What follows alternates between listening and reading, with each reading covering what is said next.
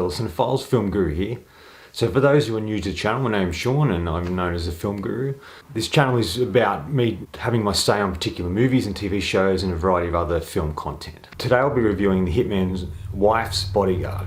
This was once again directed by Patrick Hughes, and returning once again is Ryan Reynolds, Samuel L. Jackson, Selma Hayek, and joining the cast this time is Antonio Banderas and Frank Grillo. And once again, Michael Bryce and Darius Kincaid are back together for a life-threatening mission. Still unlicensed and under scrutiny, Bryce is forced into action by Darius's even more volatile wife, Sonia, played by Selma Hayek. Soon all three are in over their heads when a madman's sinister plot threatens to leave Europe in a total chaos. This is pure entertainment, pure fun. I enjoyed every moment of it. I thought it was very fun and entertaining.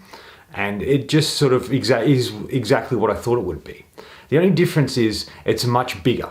Everything's bigger in this, and I know with sequels they tend to try and go a bit bigger and a bit more elaborate. And this accomplishes it in spades. There's bigger explosions, the action sequences are more full on, the violence is more full on, much sort of reminds me of John Wick a little bit, which is our standard, I guess, now for action movies. But it just has that sort of feel and element to it. I really love the setting. I love it set in Italy and seeing the countryside. It's beautiful countryside, which is fantastic. And just there's some really great action scenes and set pieces.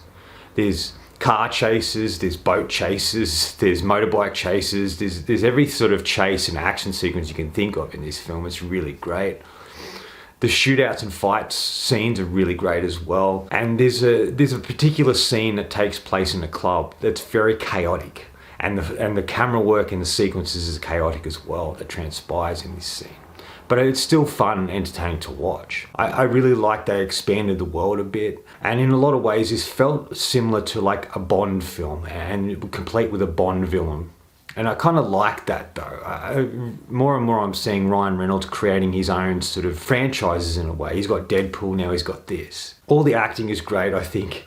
Samuel L. Jackson and Ryan Reynolds are really great together, like this sort of really comical and fun odd couple that really just mesh really well, and the way they bounce off each other and take the piss and make fun of each other. I really love that. I think that they still captured that quite well. I like Frank Grillo. It's good to see him. I don't think I think he's a little wasted here. He could have served a bit more of a purpose. He disappears for most of the film from halfway to the end and then reappears. And he is the catalyst why Samuel L. Jackson, Ryan Reynolds and Selma Hayek's characters are all coming together. He sort of works for Interpol and he's ultimately trying to manipulate them to do his bidding.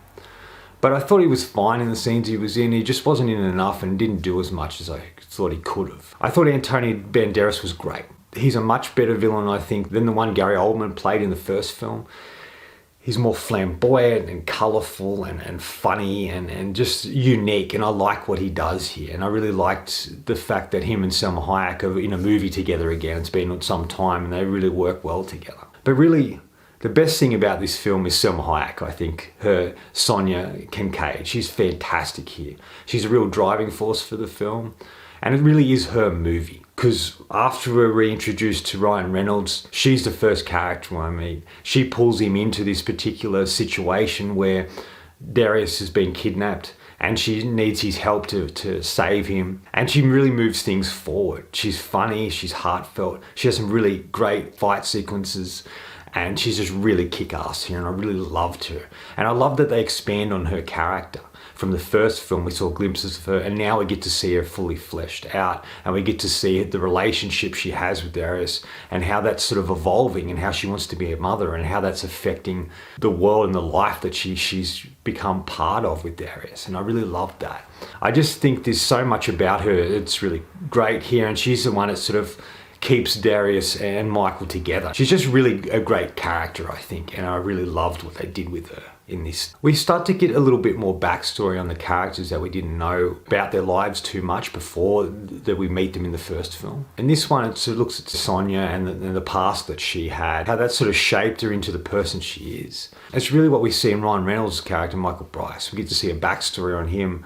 We get to meet someone from his past who's kind of an interesting choice that they cast in this film. And I ultimately just feel it's a missed opportunity to do something interesting and fun that could have been connected to something else. I found it a very sort of elaborate film. There was a lot going on, a lot happening. There was a bit chaotic in parts. It was still entertaining, but it just felt like there was so many moving parts. The characters are a bit larger than life, and it feels very entertaining and fun. The only criticisms I would have about this film is it gets a bit silly at times and a little bit over the top. And I know that's a strange thing to say because the first one's kind of silly in parts, but it just feels it takes things to extremes a little bit in this, and stories feel a bit stupid and a bit silly. And they could have really made it a bit more realistic, I guess, in parts. Like I mentioned, I think Frank Grillo's wasted and could have been used in a better way. Final thoughts. In the end, it's a film about family. Sometimes it's the family we come from, or sometimes it's the family we create for ourselves. And it's sometimes the journey that we go on with these particular people that's the most interesting and fun that we have in our lives. And it sort of looks at the idea of letting go of the past and moving forward. I'm going to give Hitman's Wife's Bodyguard 3.5 out of 5. I thought it was one hell of a ride.